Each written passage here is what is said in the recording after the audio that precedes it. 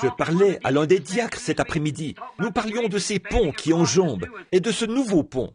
J'ai dit, il y a beaucoup de structures qui enjambent les étendues d'eau, les bayous aujourd'hui. Et j'ai dit, mais il y a une grande structure qui s'étend de la terre à la gloire. On l'appelle le chemin du roi. Nul impur n'y passera. C'est vrai. C'est une route qui a été construite par Christ, notre Seigneur. Cette structure qui s'étend de cette terre à un autre pays, et l'impur n'y passe pas. Pierre, cette personne sans instruction, qui se tenait tout près, alors qu'il avait vu la parole du jour pleinement confirmée, Dieu qui avait promis qu'en ce jour-là apparaîtrait quelqu'un qui serait un prophète au milieu d'eux. Simon avait eu du mal à y croire, parce qu'il y avait eu beaucoup d'imitations de cela.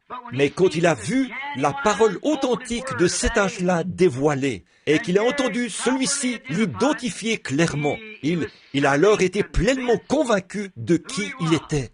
Et c'est lui qui a dit, « Seigneur, à qui irions-nous » quand la question lui a été posée, quand, parmi les foules, la séparation se faisait entre les croyants, les incroyants et les soi-disant croyants, qui étaient tous les trois présents dans cette même multitude. Les croyants, les soi-disant croyants et les incroyants se trouvaient ici même dans ce chapitre.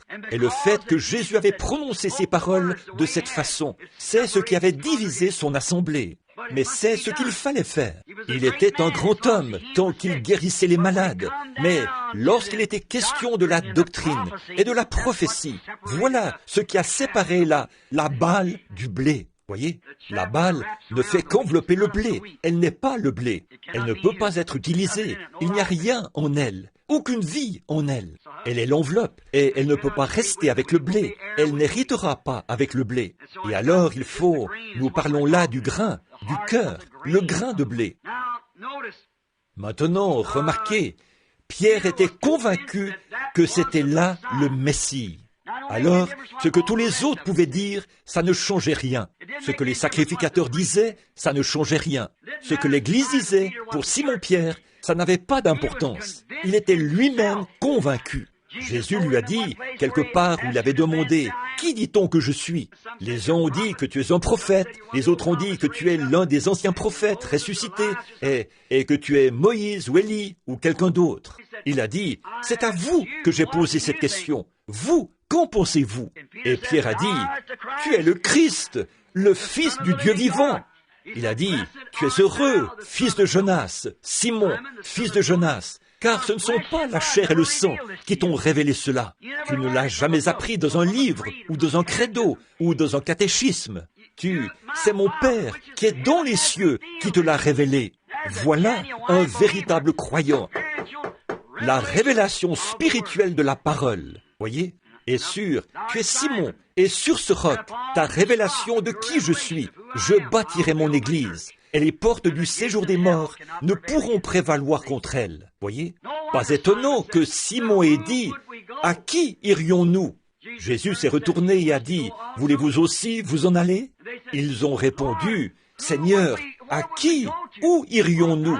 Car toi seul as les paroles de la vie, toi seul. » En effet, non seulement il avait les paroles de la vie, mais il était la parole de la vie. Voyez ?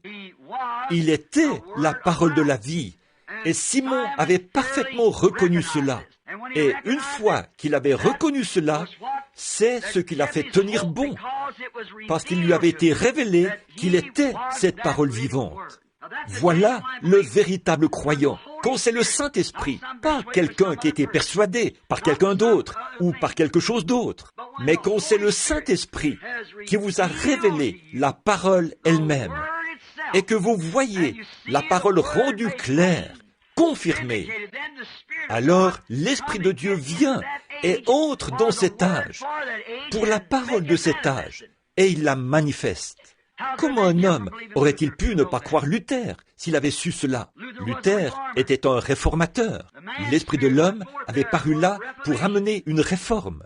Wesley, même chose. Il fallait que les gens y croient. Voyez, c'était là le message à l'âge de l'Église. C'était exactement ce qui devait arriver. C'était ce qui devait se produire. Il fallait y croire. Et nous voilà arrivés à l'âge de Laodicée.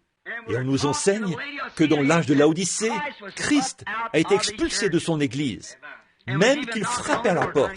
Cherchons à y rentrer. Alors, quand nous voyons cela arriver, nous savons dans quel âge nous vivons. Et là, nous sommes à la fin de l'histoire du monde.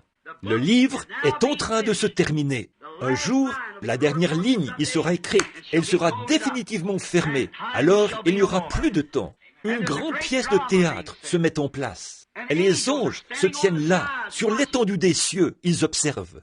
Vous savez ce qu'est une pièce de théâtre. Les acteurs sont prêts. On les voit en train de jouer leur rôle. On voit le malin en train de jouer son rôle.